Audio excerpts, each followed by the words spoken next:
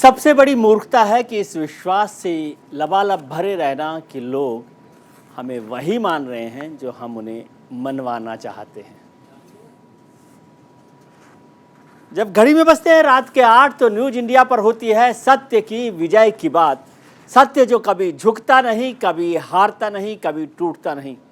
नमस्कार, मैं हूं विजय त्रिवेदी। स्वागत है आपका हमारे 100% रिसर्च वाले इस खास शो सत्य की विजय में। हमारा मकसद है आपको रिसर्च के माध्यम से खबर का हर पहलू दिखाना, जिससे आप अपने स्तर पर खबर का पूरा विश्लेषण एनालिसिस कर सकें। डोमेस्टिक के जितने पुराने बिल हैं सारे माफ किए जाएं। हम लोग टैबलेट और स्मार्टफोन उपलब्ध करवाने की कार्रवाई करेंगे। ये रेवड़ी कल्चर देश के विकास के लिए बहुत घातक है।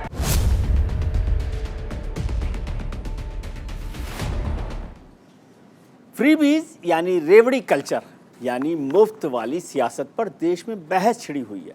इस वक्त देश में मुफ्त की राजनीति का चेहरा बनने की राजनेताओं में होड़ लगी हुई है। यानी मुफ्त का चंदन घिसने में तो हर राजनीतिक पार्टी कमोबेश एक जैसी है, लेकिन सभी पार्टियां एक दूसरे पर इसे लेकर आरोप प्रत्यारोप लगा रही हैं।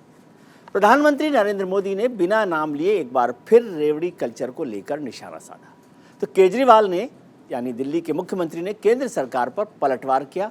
इस सब के बीच रेवड़ी कल्चर को लेकर सुप्रीम कोर्ट में सुनवाई हुई और सुप्रीम कोर्ट ने कहा कि लोक कल्याणकारी योजनाओं और मुफ्त की योजनाओं यानी फ्री बीज में अंतर होता है। आइए आपको पहले दिखाते हैं कि सुप्रीम कोर्ट ने इस मामले में क्या कहा।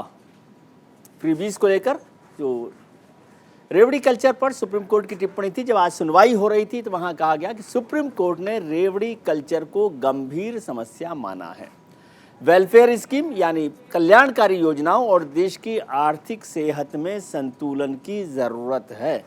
तीसरी बात, सुप्रीम कोर्ट ने केंद्र सरकार से कमेटी बनाने को कहा है कि इस पर एक स्टडी होनी चाहिए। सुनवाई में कोर्ट ने चुनाव आयोग को भी फटकार लगाई है। हलफनामा हमें नहीं मिलता। सुप्रीम कोर्ट ने चुनाव आयोग को कहा कि हलफनामा हमें नहीं मिलता, लेकिन अखबारों में छप जाता है, यानी उनके पास नहीं जाता कि सरकार क्या कर रही है। अब इस मामले में अगली सुनवाई 17 अगस्त को होगी। अभी ये हियरिंग का मामला चल रहा है। राजनीतिक दल वोट पाने के लिए वादे तो ऐसे कर देते हैं जैसे सब उनकी जागीर हो। वोटर्स को अपने पक्ष में लेने के लिए टैक्स पेयर्स के पैसे पर दांव लगाते हैं, जिसका खामियाजा देश को भुगतना पड़ता है। देखिए ये रिपोर्ट। 80 करोड़ लोगों को मुफ्त राशन पहुंचा करके 72,000 रुपए साल के उनके बैंक अकाउंट में सीधा डाल दिया जाएगा। डोमेस्टिक के जितने पुराने बिल हैं सारे माफ किए जाएं। हम लोग टैबलेट और स्मार्टफोन उपलब्ध करवाने की कार्रवाई करेंगे। सभी बच्चों को लैपटॉप देंगे, टैबलेट देंगे। ये हैं देश और प्रदेश की सत्ता चलाने वाले हुक्मरान। इनके हाथों में है देश और प्रदेश को चलाने की जिम्मेदारी, लेकिन सत्ता की मलाई खाने के चक्कर में ये नेता मुफ्त में चीजें ऐसे बांटते हैं मानो ये उनकी जागीर हो। टैक्स पेयर्स की गाढ़ी कमाई का हिस्सा इस कदर बहाया जाता है कि इसका कोई हिसाब किताब ही नहीं। मजेदार बात तो ये है कि फिर यही नेता एक दूसरे को कहते नजर आते हैं कि भाई देश रेवड़ी कल्चर से नहीं चलेगा। अगर राजनीति में ही स्वार्थ होगा तो कोई भी आकर पेट्रोल डीजल भी मुफ्त देने की घोषणा कर सकता है। ऐसे कदम हमारे बच्चों से उनका हक छीनेंगे। टैक्स पेयर के साथ धोखा तब होता है जब उनसे टैक्स लेके और उस टैक्स के पैसे से अपने चंद दोस्तों के बैंकों के कर्जे माफ किए जाते हैं। गरीब को गरीबी हटाने का लालच, बेरोजगारों को रोजगार देने का वादा, फ्री राशन बांटना, मुफ्त बिजली पानी देने की घोषणा। यानी राजनीतिक दल वोट के लिए बड़े बड़े लोक लुभावने वादे कर देते हैं, ये बिना सोचे कि सरकार के खजाने में कुछ है भी या नहीं, और फिर एक दूसरे पर ऐसे निशाना साधते हैं जैसे आपने कुछ फ्री देने का वादा किया ही ना हो। Bureau report, news India. Politics on sale यानी रेवड़ी कल्चर पर हमारे इस कार्यक्रम में कुछ सवाल हैं मतदाताओं को लुभाने के लिए राजनीतिक दलों की ओर से मुफ्त सुविधाएं बांटने के चलन पर अब बहस जोर पकड़ रही है। सुप्रीम कोर्ट ने भी इस मुद्दे पर चिंता जताई है, तो प्रधानमंत्री नरेंद्र मोदी ने इसे युवाओं और राष्ट्र का अहित करने वाला कदम बताया। अब सवाल उठता है कि क्या मुफ्त वाली सियासत देश के लिए आफत है? क्या फ्री बीज की कीमत आपको चुकानी पड़ती है? और क्या सत्ता में बने रहने के लिए रेवड़ी पॉलिटिक्स जरूरी हो गई है? आज इसी मुद्दे पर चर्चा करने के लिए हमारे साथ जुड़ रहे हैं पूर्व मुख्य चुनाव आयुक्त टीएस कृष्णमूर्ति साहब, भारतीय जनता पार्टी के सांसद नरेश बंसल साहब, वरिष्ठ पत्रकार और सत्य हिंदी के फाउंडर एडिटर मेरे मित्र आशुतोष, और आम आदमी पार्टी की प्रवक्ता अभिनंदिता माथुर। आप सबका बहुत बहुत स्वागत है इस कार्यक्रम में। दरअसल सुप्रीम कोर्ट में गुरुवार को चुनाव में मुफ्त योजनाओं को लेकर सुनवाई हुई। देश में इस फ्री योजनाओं को लेकर छिड़ी बहस पर अश्वनी उपाध्याय की याचिका पर पिटीशन पर सुनवाई करते हुए सीजेआई यानी मुख्य न्यायाधीश ने अपने ससुर से जुड़ा हुआ एक किस्सा सुनाया। चर्चा पर जाए इससे पहले आपको ये छोटा सा किस्सा सुना देते हैं। सीजेआई ने कहा कि उनके ससुर एक किसान हैं और कई साल पहले वो बिजली का कनेक्शन चाहते थे, लेकिन सरकार ने नए बिजली कनेक्शन पर रोक लगा दी थी। उन्होंने मुझसे पूछा कि क्या हम याचिका दायर कर सकते हैं। उसके बाद एक दिन सरकार ने फैसला लिया और जिन लोगों को अवैध बिजली कनेक्शन थे उन्हें रेगुलराइज कर दिया, नियमित कर दिया गया। कतार में लगे लोगों को छोड़ दिया गया। मैं अपने ससुर को कोई जवाब नहीं दे सका। हम क्या संदेश दे रहे हैं? ये सीजेआई का सवाल था। अवैध काम करने वालों का फायदा हो रहा है। नरेश बंसल साहब, सबसे पहले आपके पास समझना चाहता हूं, प्रधानमंत्री जी ने रेवड़ी कल्चर को लेकर बड़ी टिप्पणी की है और कहा है कि इस योजनाओं से कोई भला होने वाला नहीं है, लेकिन क्या भारतीय जनता पार्टी अलग अलग तरीके से अलग अलग लेवल पर अलग अलग राज्यों में और केंद्र में इसी कल्चर को आगे नहीं बढ़ा रही?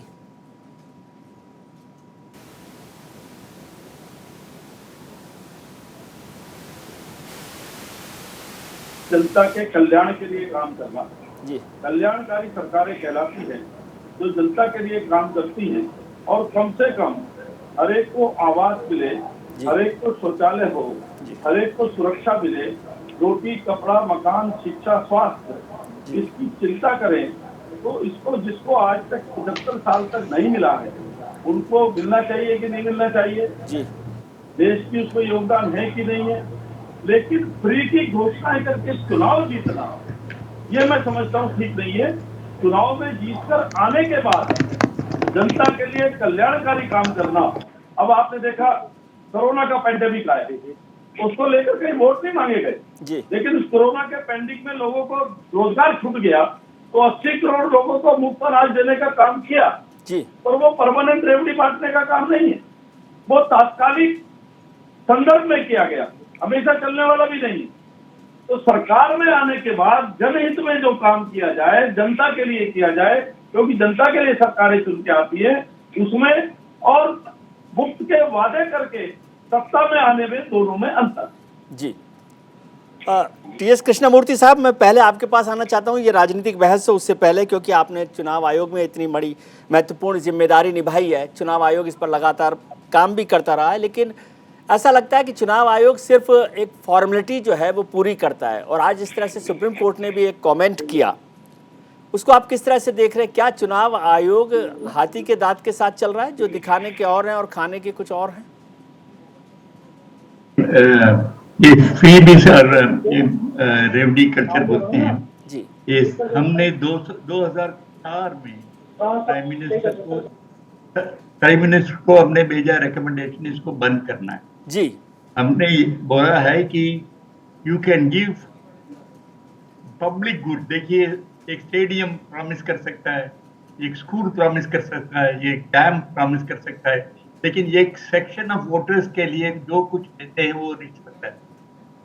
इसके बारे में हमने सीरियस रिकमेंडेशन दिए हैं कि इसको कंप्लीटली बैन करना है जी। लेकिन अभी चर्चा हो रहा है, सुप्रीम कोर्ट में अभी ये इश्यू आए हैं। मेरे ख्याल में अगर इसको देना है तो एक स्टैट्यूटरी वार्निंग देना पड़ेगा जी। वो स्टैट्यूटरी वार्निंग होगा just as you have for the alcohol and cigarette. ये प्रॉमिस सब फ्री भी सब कैसा हम फंड करेंगे अभी बोल नहीं सकते हैं.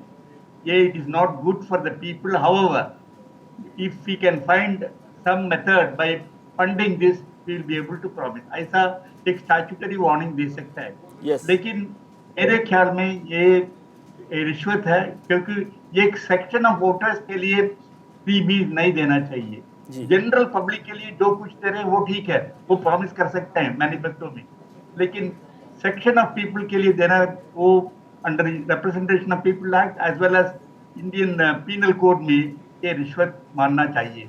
जी सर, पूर्व मुख्य चुनाव आयुक्त अगर ये कहे कि इसको रिश्वत मानना चाहिए, और मुझे याद है जब आप मुख्य चुनाव आयुक्त थे 2004 का भी आप जिक्र कर रहे हैं, वो रिकमेंडेशन आपने दी. 18 साल इस बात को बीत गए.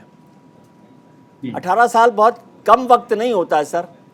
उसके बाद भी सरकार ने कुछ नहीं किया, और चुनाव आयोग उस फाइल को मैं देखता हूँ अक्सर झाड़ कर अपने आप साफ करके फिर से रख देता है. क्या आपको लगता है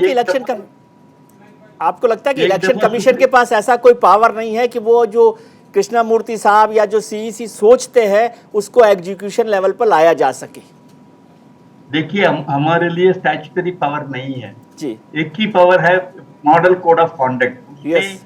जो कुछ ले सकते हैं जरूर ले सकते हैं, क्योंकि वो supreme court approved model code of conduct. लेकिन अगर रिश्वत फ्रीबीज देते हैं मैनिफेस्टो में, इसमें हम क्या एक्शन ले सकते हैं? एक एफआईआर फाइल कर सकते हैं जी. उसके बाद कुछ भी नहीं कर सकते, क्योंकि we have no power to punish anybody yes for any violation. तो अगर ये इसको कंटिन्यू करेंगे तो मेरे ख्याल में स्टैट्यूटरी पावर देना चाहिए इलेक्शन कमीशन को, और उन्होंने एक्शन ले सकते हैं कि मॉनिटरी पेनल्टी लेवी कर सकते हैं, नहीं तो डिस्क्वालीफाई कर सकते हैं. लेकिन अभी जो कुछ पावर है इससे हम कुछ नहीं काम कर सकते हैं. देखिए, सिर्फ ये एफआईआर फाइल कर सकते हैं. जी सर, आप जो कह रहे हैं तो कौन अपने गले में घंटी बांधता है? यही प्रॉब्लम है. मेरे ख्याल में एक लेजिस्लेशन चाहिए, इसमें प्रोविजन होना चाहिए कि general promise for general measures public benefit के लिए ठीक है. अगर प्राइवेट एक सेक्शन ऑफ वोटर्स के लिए देना है, वो इलेक्शन के बाद सरकार बनने के बाद वो प्रॉमिस कर सकते हैं. जब इलेक्शन टाइम में हर एक पार्टी हर एक प्रॉमिस देंगे तो मतदाता को कंफ्यूजन हो जाएगा और वोट करने में प्रॉब्लम हो जाएगी. जी, मैं आशुतोष के पास आऊँ क्योंकि उनसे एक गंभीर टिप्पणी में चाहता हूँ, लेकिन अभिनंदिता जी हमारे साथ जुड़ी हुई हैं, आम आदमी पार्टी की प्रवक्ता है. अभिनंदिता जी, यदि अभी देखा जाए कि जो पूरा झगड़ा चल रहा है वो खास तौर से भारतीय जनता पार्टी वर्सेस आम आदमी पार्टी चल रहा है. आप जो है, जैसा कृष्णमूर्ति साहब ने भी कहा कि सेक्शन ऑफ सोसाइटी को यदि घोषणाएं करते हैं तो वो एक तरह की रिश्वत है, और प्रधानमंत्री जी ने जिस तरह से कहा कि ये जो रेवड़ी कल्चर है वो देश की अर्थव्यवस्था को नुकसान पहुंचाने वाली है, और राज्यों में भी कर्जा लगातार बढ़ता जा रहा है. तो वोट के लिए रिश्वत आप देना चाहते हैं? आप तो भ्रष्टाचार के खिलाफ आंदोलन चलाते हैं. नहीं, हम बिल्कुल वोट के लिए रिश्वत नहीं देना चाहते हैं, और जो काम हम कर रहे हैं वो वो नहीं है.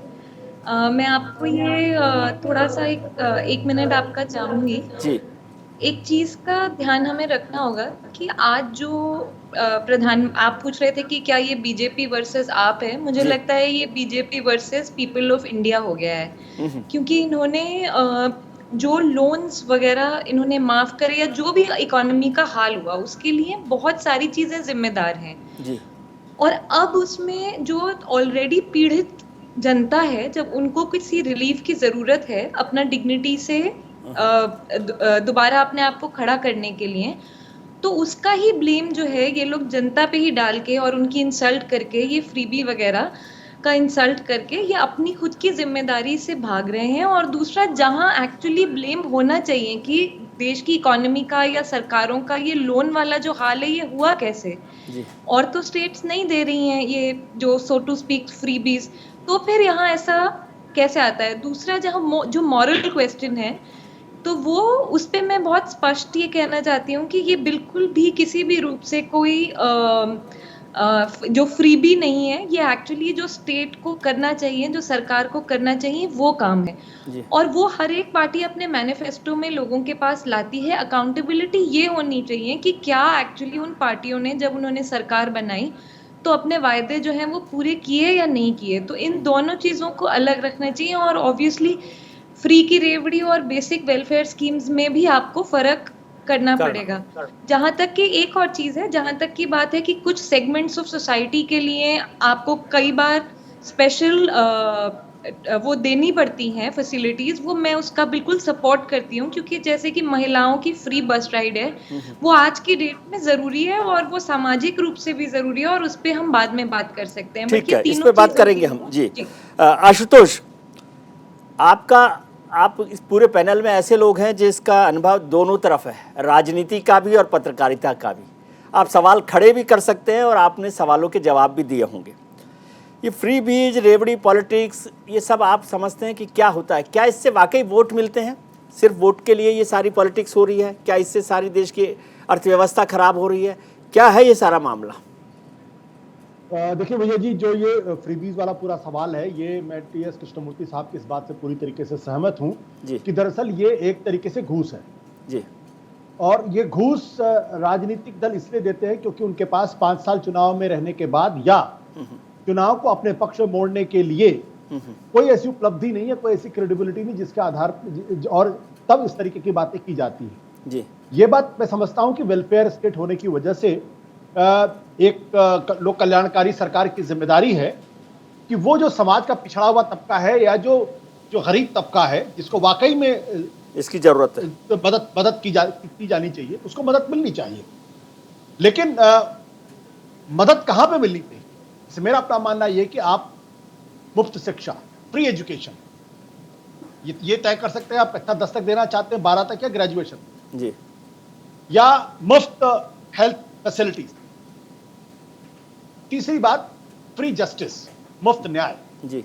इन 3 चीजों के अलावा जो हमारे संविधान में जो आरक्षण की व्यवस्था है वो भी अपने आप में ठीक जी। लेकिन ये जो मुफ्त बिजली देना, मुफ्त पानी देना, मुफ्त लैपटॉप देना, मुफ्त बाइसिकल देना, और उसके साथ साथ आप देखते कुकर देने की बात की जाती है, साइकिल देने की बात की जाती है, ये क्यों की जाती है? ये दरअसल इसलिए की जाती है क्योंकि ये हमारे राजनीतिक दलों और नेताओं के कड़ा शब्द है, राजनीतिक दिवालियापन का प्रतीक जी। होना इस देश के अंदर ये चाहिए कि एक पॉलिसीज के ऊपर डिबेट होनी चाहिए, लोगों को उनकी पॉलिसीज के आधार पर फैसले करने का अधिकार दिया जाए, लेकिन हम उस पर नहीं करते। हमको मालूम है कि अगर हम हिंदुस्तान के अंदर चूंकि गरीबी बहुत ज्यादा है, इसलिए अगर हम मुफ्त साइकिल बांटने की बात करेंगे तो वोटरों का एक बड़ा सेक्शन आपके साथ आ सकता है। इसमें मैं एक बात से सहमत नहीं हूं जो टीएस कृष्णमूर्ति साहब ने कहा है। मेरा मानना यह है कि इलेक्शन कमीशन अगर चाहे तो यह सारी प्रवृत्ति रुक सकती है। और आपको याद होगा 1990 के पहले जब मुख्य चुनाव आयोग था, वो सरकार की एक जेबी संस्था हुआ करती थी जी। लेकिन टीएन सेशन ने उसी कानून व्यवस्था के तहत पूरे चुनाव के कल्चर को बदल दिया जी। तो अगर 2 चीजें हैं जिसके आधार पर चुनाव आयोग फैसला, एक तो लेवल प्लेइंग फील्ड इंश्योर करना है उनको, दूसरा चुनाव को प्रभावित करने की गलत कोशिश। इन 2 सिद्धांतों के आधार पर इलेक्शन कमीशन काम करना शुरू कर दे तो मैं दावे के साथ कह सकता हूं कोई भी राजनीतिक दल इस तरीके की फ्री कल्चर की बात नहीं करेगी और किसी तरीके के नए कानून बनाने की जरूरत ही नहीं है जी। जरूरत क्या है कि चुनाव आयोग के अंदर वो पॉलिटिकल विल होनी चाहिए कि हमें इस कल्चर को रोकना है, क्योंकि उनके अंदर पॉलिटिकल विल नहीं है, इसलिए वो इस तरीके की बातें करते। लेकिन आशुतोष जी, लड़कियों को साइकिल देना ताकि वो स्कूल पहुंच सके, इसमें क्या नुकसान हो रहा है? और जो गरीब आदमी पानी का बिल नहीं दे सकता है, बिजली का बिल नहीं दे सकता है, इसमें भी क्या दिक्कत है? ये सवाल तो हमारे देश के राजनेताओं से पूछना चाहिए कि आपने आजादी के 75 साल बाद भी, संविधान लागू होने के इतने साल भी, आपने ऐसी स्थिति क्यों नहीं पैदा की कि हिंदुस्तान का हर गरीब आदमी को मुफ्त शिक्षा मिल सके, ठीक है, उसको हेल्थ मिल सके, उसकी बच्चियां जो है सुरक्षित होकर स्कूल जा सके जी। इसकी जवाबदेही किसकी है? क्या इसकी जवाबदेही भी जनता की है? हाँ, जनता की जवाबदेही है क्योंकि उसने ऐसे लोगों को चुना जी, जिन्होंने जो उनके बारे में ना सोचते, सिर्फ अपने वोट के बारे में सोचते हैं, जो धर्म के आधार पे, जाति के आधार पे, भाषा के आधार पे, तमाम चीजों के आधार पे समाज के अंदर विभाजन पैदा करते हैं, लोगों को एक दूसरे के खिलाफ खड़े करते हैं, एक दूसरे के जान का दुश्मन बना देते हैं। अगर हम पिछले 75 सालों में अगर हम ऐसी स्थिति नहीं पैदा कर पाए कि लोग अपने बल पर बिजली का खर्च उठा पाए, पानी का खर्च उठा पाए, स्कूल बस जाने का खर्च उठा पाए, तो फिर हम आने वाले 150 साल तक भी यही ठीक है। करते रहेंगे, कुछ नहीं हो पाएगा इस देश के अंदर। जी कृष्णमूर्ति साहब, मैं जानता हूं आप व्यस्त हैं, लेकिन आपसे एक सवाल समझना चाहता हूं जो आशुतोष ने उठाया कि पॉलिटिकल विल, मतलब कृष्णमूर्ति साहब चुनाव आयोग चाहे, आशुतोष जी कह रहे हैं कि यदि चुनाव आयोग चाहे तो कुछ भी मुमकिन है।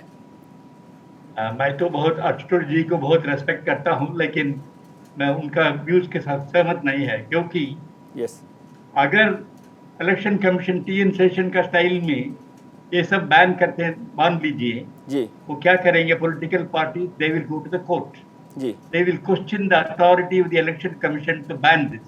यस, अगर इलेक्शन सुप्रीम कोर्ट ने हमको पूछेंगे इलेक्शन कमीशन को, on what authority you are banning it, yes, what is the legal provision? There is a provision in Indian Penal Code and Representation of Yes. People Act against providing any bribe to the individual section of voters.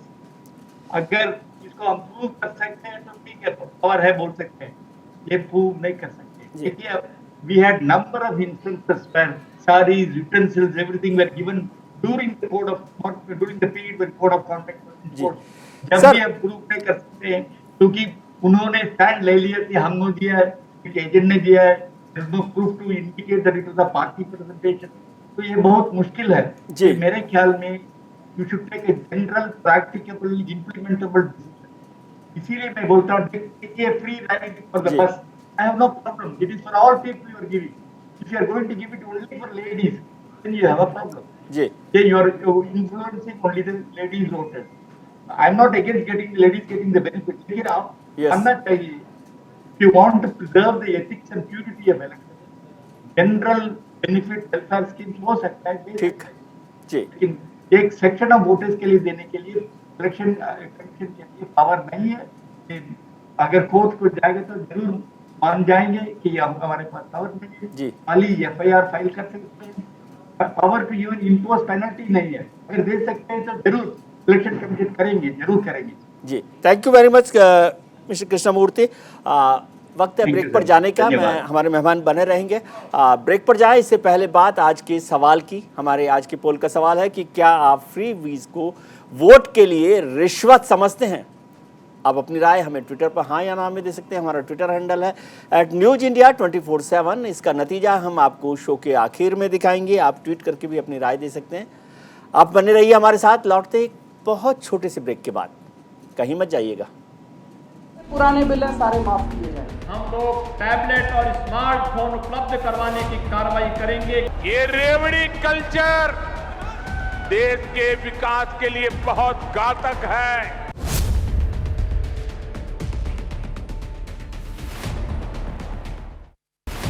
Break के बाद आपका एक बार फिर स्वागत है। Freebies को लेकर आरोप प्रत्यारोप का दौर लगातार जारी है। उसके बाद सुप्रीम की टिप्पणी ने इस मुद्दे को और गरमा दिया। आम आदमी पार्टी के मुखिया अरविंद केजरीवाल को घेरने में लगी बीजेपी को केजरीवाल ने जवाब देते हुए क्या कहा है, ये सुन लेते हैं। सरकारी पैसे से इन लोगों ने सुपर रिच लोगों के, अरबपति लोगों के 10 लाख करोड़ रुपए के कर्जे माफ कर दिए। किसी के 7,000 करोड़ रुपए माफ कर दिए, किसी के 10,000 करोड़ रुपए माफ कर दिए, किसी के 5,000 करोड़ रुपए माफ कर दिए। क्यों? अगर ये कर्जे माफ नहीं किए जाते, इतने करोड़ों करोड़ों हजारों लाखों करोड़ रुपए के अगर कर्जे माफ नहीं किए जाते, तो इनको खाने पीने की चीजों के ऊपर टैक्स लगाने की जरूरत नहीं पड़ती। अगर ये लाखों करोड़ों रुपए के कर्जे माफ नहीं किए जाते, तो आज इनके पास सेना के जवानों की पेंशन देने के लिए पैसे की कमी नहीं पड़ती। क्या आप फ्रीबीज को वोट के लिए रिश्वत समझते हैं? इसे लेकर हमने आम लोगों की भी राय जानने की कोशिश की कि आखिर देश की जनता का क्या कहना है। देखिए जन का मन। देश के लिए ज़्यादा फ्री देश के लिए हमेशा घातक रहती है। और आजकल जो नेतागिरी हो रही है, हर नेता अपनी तरफ से जो फ्री की का कुछ ना कुछ हर चीज़ का लालच देता है ताकि उसकी पार्टी सत्ता में आए। नहीं, आगे चल के आप बिजली पानी फ्री कर दोगे, ये कर दोगे। अब दिल्ली में जैसे आप देख रहे हो, कब तक करोगे आप? क्यों कर रहे हो आप? हम कमाते हैं, हम टैक्स पे ही है, हम सरकार को दे रहे हैं, उसके बाद चीज़ें मुफ्त मिल रही हैं, क्यों दे रहे हो भाई? मतलब आप आदमी को मानसिक रूप से और शारीरिक रूप से विकलांग कर दोगे अगर आप इस तरह से मुफ्त चीज़ें बांटने लगोगे। तो मुझे तो लगता है कि आने वाले समय में अच्छा प्रभाव नहीं पड़ेगा।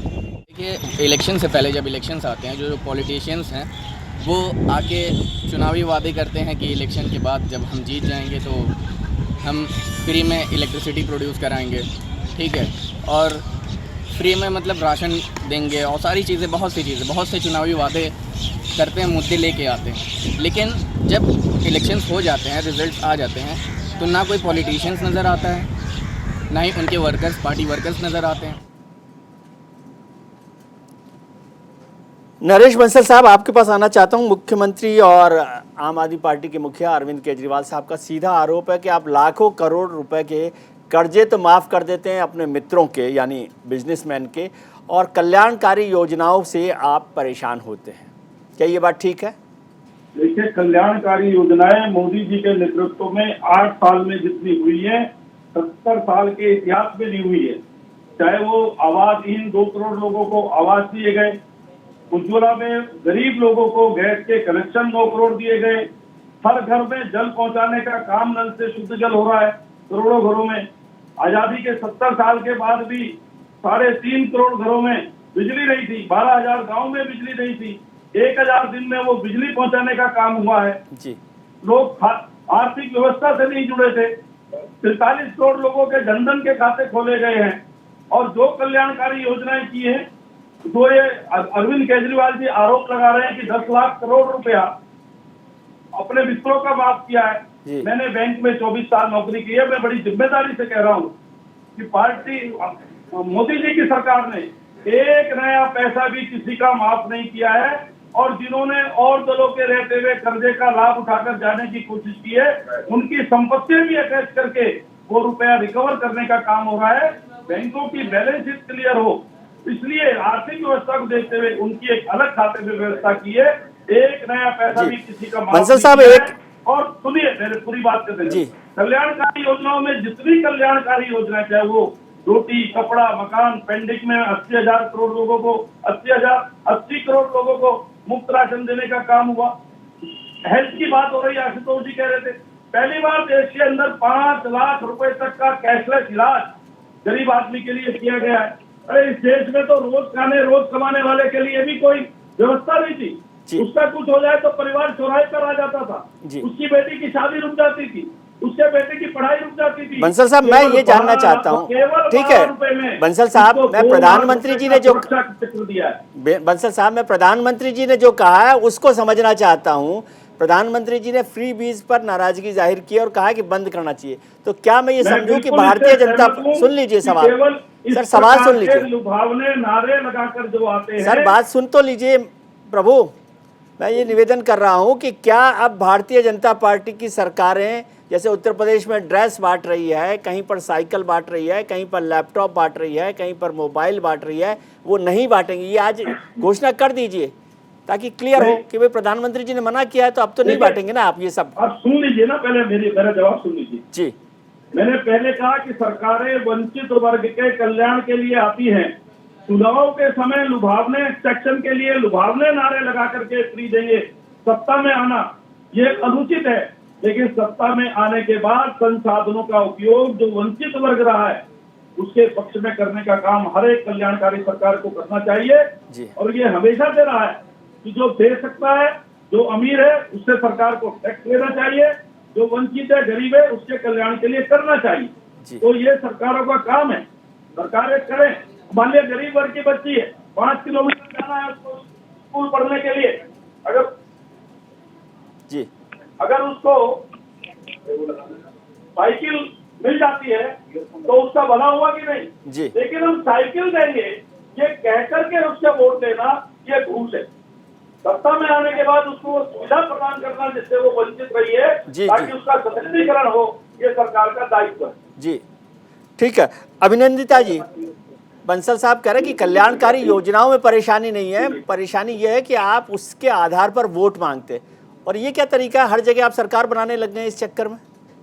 दिल्ली के बाद पंजाब में बना ली, अब फिर गुजरात में कर रहे हैं ये कोशिश, ठीक नहीं है ना? बात असल में ये है कि एक सरकार 2014 में वो भी आई थी जिसने बोला था कि हर एक भारतीय के अकाउंट में 15-15 लाख रुपए आ जाएंगे। जी। और फिर बाद में उन्होंने ये बोला था कि ये एक जुमला ही है, इसको सीरियसली ना लें, ये जीतने के बाद की ये बात है। तो उस 15 लाख की कैटेगरी को सर उस 15 लाख की जो प्रॉमिस हुआ था उसको आप किस कैटेगरी में रखेंगे, ये मैं बंसल सर से पूछना चाहूंगी कि वो कौन सी स्कीम थी या वो कौन सा जुमला था या वो क्या, उसको आप किस कैटेगरी में रखेंगे, देश की जनता को ये बताएं। दूसरा सर ये है कि इस टाइम जो हालात हैं लोगों के, जो मिडिल क्लास और लोअर मिडिल क्लास और जो गरीब लोग हैं, उनके पास फ्यूचर के लिए कुछ होप तक नहीं बची है। जवान लोग सुसाइड कर रहे हैं, मतलब घरों में तनाव बढ़ते जा रहे हैं, लोग नशों में डूबते जा रहे हैं। ऐसी कई सारी प्रॉब्लम हैं जो सिर्फ और सिर्फ पैसे की दिक्कत से हो रही हैं। उस बात को हमें समझना पड़ेगा। जब प्रधानमंत्री मोदी जी प्रधानमंत्री बने थे तो हम सबको बहुत खुशी हुई थी कि अब एक ऐसा प्रधानमंत्री आया है जो कोई राजा नहीं है, जो एक्चुअली आम आदमियों के बीच में से आया है और वो जरूर आम आदमी की तकलीफ को समझेंगे भी और फिर उसको उसका सहारा बनेंगे।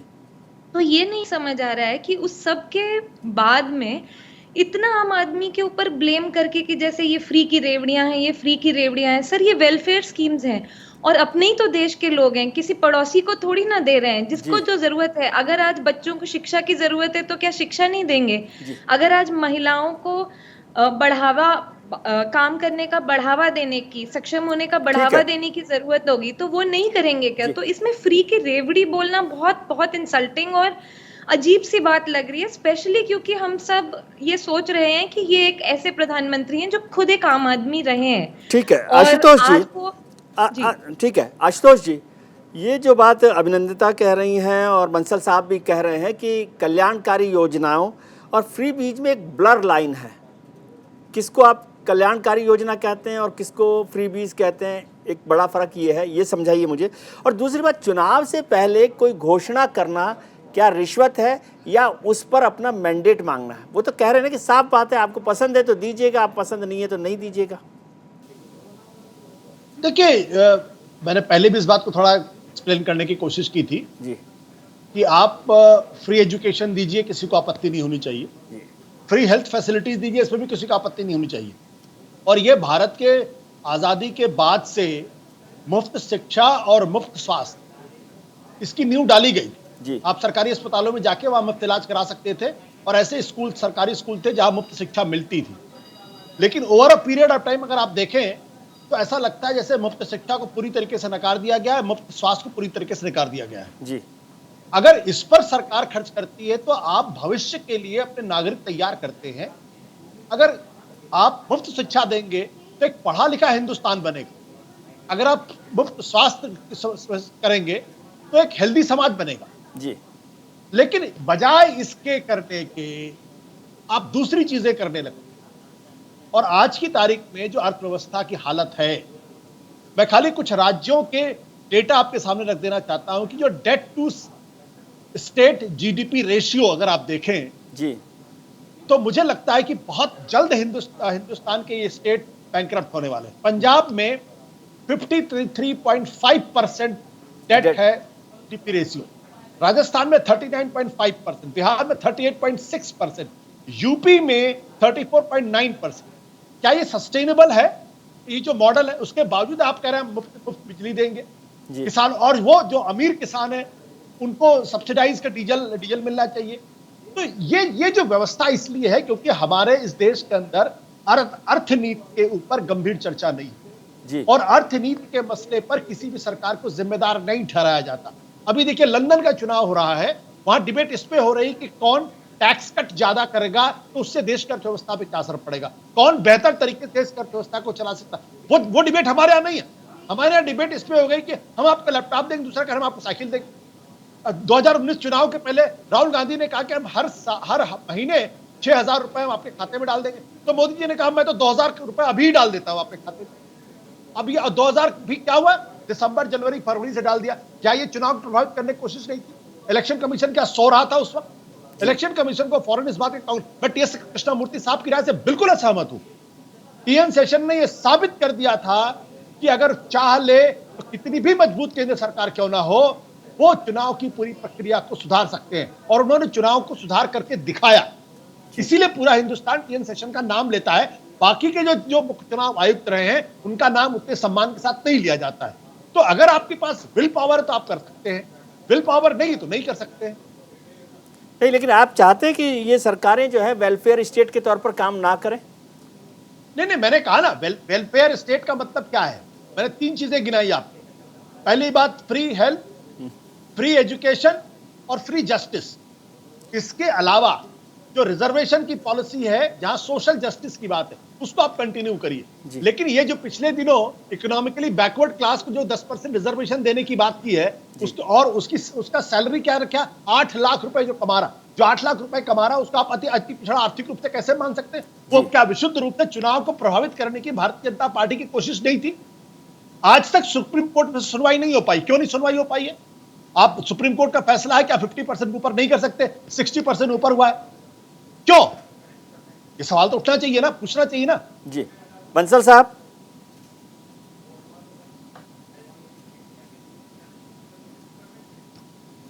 हेलो जी, आप पूछिए।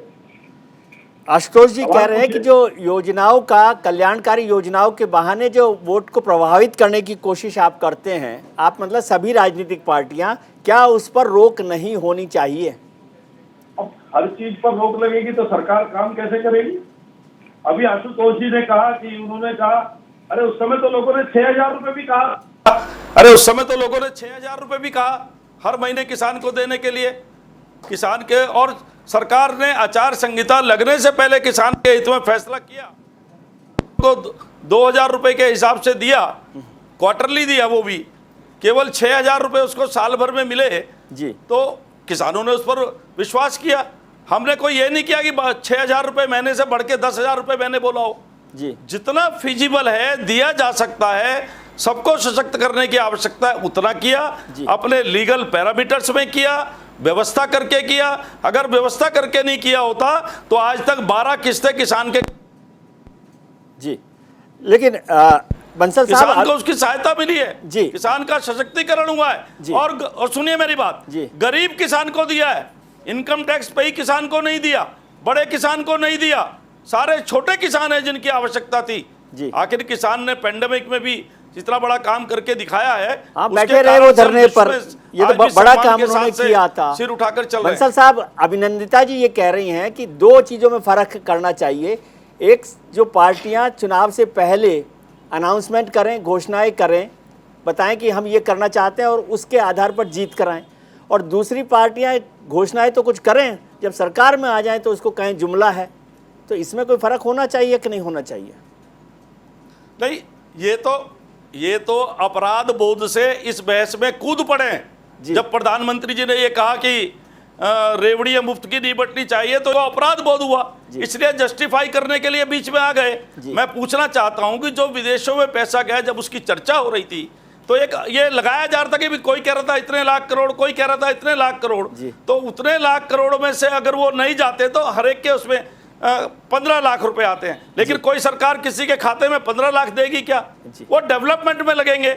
आज हमने अगर ये भी कहते थे कि 1 रुपया भेजते हैं तो 15 रुपए खर्च होते हैं, वो 85 पैसे जो जेबों में जाते थे, आज हमने उसको रोका है जी। उससे ये कल्याणकारी योजनाएं चलाई, चाहे हमने गैस के कनेक्शन दिए हैं फ्री, चाहे हम घर घर में नल जल दे रहे हैं, चाहे हम फ्री में 5 लाख का बीमा दे रहे हैं, जन औषधि केंद्र चला रहे हैं। तो सारी कल्याणकारी योजनाएं, ये जो पैसा लोगों की जेब में जा रहा था टेक्नोलॉजी का प्रयोग करके, उसको रोक करके मोदी जी की सरकार ने दिया है। उससे ये लोग परेशान हैं। मैं इससे सहमत हूं कि सारे राजनीतिक दल इस पर विचार करें, सुप्रीम कोर्ट भी सुझाव दे, कोई समिति बनाने की आवश्यकता हो तो वो बनाए, और इसकी परिभाषा होनी चाहिए कि फ्री रेवड़ी क्या है, और वो नहीं दी जानी चाहिए। आशुतोष जी ने जो कहा, मैं उससे सहमत हूं कि जिन राज्यों का डेप्ट और जीडीपी रेशो 50% से ऊपर आज चला गया है, उनको विचार करना चाहिए, उन पर तो प्रतिबंध ही लगाना चाहिए किसी भी प्रकार की फ्री रेवड़ी पर। जी जी। और सारे राजनीतिक दलों को इसमें सहमति बनानी चाहिए ताकि स्वच्छ चुनाव हो और उसकी एक प्रक्रिया बने कि क्या सही है क्या गलत है। उसमें चुनाव डेट का जो आंकड़ा दे रहे हैं आशुतोष जी, लेजिस्लेशन बहुत सारी सरकारें, आप उनके चक्कर में मत भी लाना चाहिए। जी, अभिनंदिता जी जो बात कर रहे हैं बंसल साहब नहीं, ने वो कहा किसी की भी सरकार हो, मैंने ये नहीं कहा बीजेपी की या किसी की। जी जी जी, अभिनंदिता जी किसी की दो भी बातें सरकार हो उसके लिए महत्वपूर्ण नहीं कही है कहा, बंसल साहब मैंने ने। देश के हित में कहा ठीक है कि जिनका डेप्ट जीडीपी रेशो 50% से ऊपर है वो इस प्रकार की फ्री बांटने की घोषणा न करें जब तक वो जीडीपी उतनी नहीं कर लेते कि वो कर सके। ठीक है अभिनंदिता जी, दो बातें बंसल साहब ने कही हैं। एक तो ये कि भाई इस तरह पर सभी राजनीतिक दलों को सहमति बनानी चाहिए, क्या आप इसके लिए तैयार हैं? दूसरी बात उन्होंने महत्वपूर्ण कही कि आपकी नासमझी को आप जुमला बना देती हैं।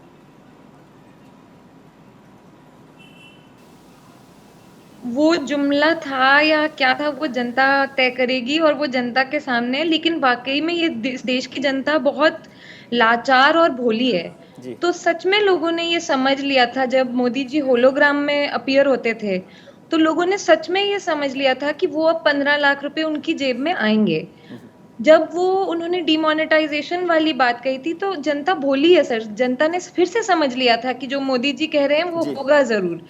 तो इसी तरह से जो देश का मतलब जो एक भोला आम इंसान है जो सोच रहा है कि हाँ कल नौकरी मिलेगी, परसों नौकरी मिलेगी, वो नौकरियां नहीं खुल रही हैं, इतना टाइम हो गया है कि परिवारों में इनकम नहीं जा रही है। तो उसके लिए अगर भारत सरकार नौकरियां नहीं दे पा रही है तो उन लोगों का घर चलाने की जिम्मेदारी किसकी है? लेकिन तो आप इस बात से सहमत है बंसल साहब की, इस बात से सहमत है कि अब सबको मिलकर बैठकर कुछ एक रास्ता निकालना चाहिए, नहीं तो बहुत मुश्किल हो जाएगी फाइनेंशियल पोजीशन। डेफिनेटली सबको मिलकर बैठकर ये जरूर ये तय करना चाहिए कि पॉलिटिकल पार्टीज की अकाउंटेबिलिटी सबसे पहले ये तय करना चाहिए कि किस तरह होगी। जो हमने मैनिफेस्टो में बोला है वो डिलीवर करना हर पार्टी का फर्ज है, और वो अगर वो नहीं करते हैं तो डेफिनेटली उस पे एक्शन होना चाहिए। और ये सब आशुतोष जी लास्ट कमेंट आपका चाहता हूं। जो बंसल साहब ने कहा, अभिनंदिता कह रहे हैं कि पॉलिटिकल पार्टी सब मिलकर करें, क्या आपको इस बात में भरोसा लगता है कि सब पार्टियां मिलकर अपने गले में घंटी बांधेंगी? और ये अकाउंटेबिलिटी की बात आपने कभी सुना कि हम कहावत बार बार सुनते हैं बिल्ली के गले में घंटी बांधेगा कौन?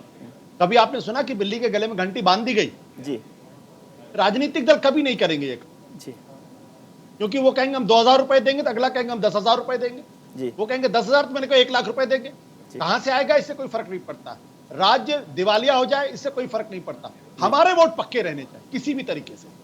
ये जो वोट पक्के करने की राजनीति है, अभी बंसल साहब जो बात कह रहे थे, इस भाई राहुल गांधी ने कहा कि हम 6,000 रुपए देंगे, तो मोदी जी ने कहा हम 2,000 रुपए अभी आपके खाते में डाल देते हैं। जी भाई अगर राहुल गांधी की बात, तो मोदी जी ने अपनी जेब में थोड़ी डाल लिया।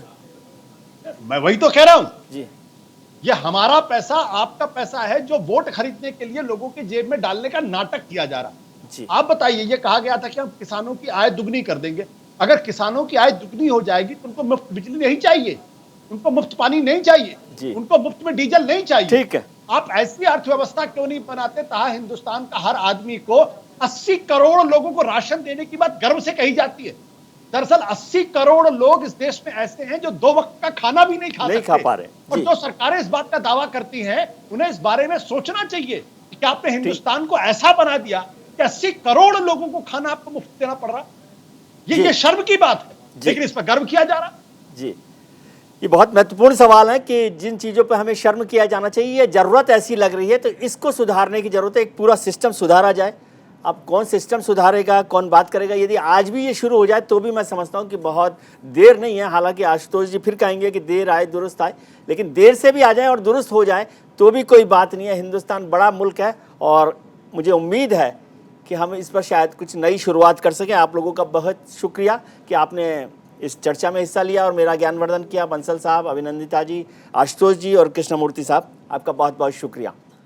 आज हमने शो की शुरुआत में आपसे एक सवाल पूछा था कि क्या आप फ्रीबीज को वोट के लिए रिश्वत समझते हैं। इस पर 55% लोगों ने हाँ के पक्ष में अपना वोट किया है, वहीं 45% लोग इसके पक्ष में नहीं हैं। आपने राजनेताओं की बात सुनी, हमारे पैनलिस्ट की बात सुनी, जनता का मन सुना। अब आखिर में मेरी बात, छोटी सी बात, यानी विजय व्यू। बिजली राशन फ्री में देंगे, पानी भी फ्री में पी लेंगे, वोट का चक्कर समझ आता है, अपनी जेब से क्या जाता है। झोपड़पट्टी, लैपटॉप और चट्टी, सबका पिटारा खुल जाता है। तुम भी ले लो, तुम भी ले लो, अपनी जेब से क्या जाता है। आम आदमी खास हो गया, चुनाव में फ्री बिल पास हो गया। गरीब आदमी को तो बस दाल भात समझ आता है, अपनी जेब से क्या जाता है। मेरा मानना है जिन्हें ज़रूरत है उन्हें मिले, आपको जिनकी ज़रूरत है उन्हें मिले, ऐसा ज़रूरी नहीं है। मुफ्त की रेवड़ी उन्हें मिलनी चाहिए जिन्हें रेवड़ी की ज़रूरत है, उन्हें नहीं जो रोज़ रोज़ काजू कतली खाते हैं, एसी में आते हैं और मलमल के गद्दे पर सो जाते हैं। तुम मुझे वोट दो, मैं तुम्हें रेवड़ी दूंगा। इस कल्चर से आने वाला कल रेवड़ी खा खा कर डायबिटीज का शिकार ना हो जाए, बस मुझे इस बात का डर है। आज के कार्यक्रम में बस इतना ही। उम्मीद करता हूं कि आपका आने वाला कल आज से बेहतर हो। आप अपना ख्याल रखिए और उनका ख्याल रखिए जो आपका ख्याल रखते हैं। नमस्कार, शुभ रात्रि, शब खैर।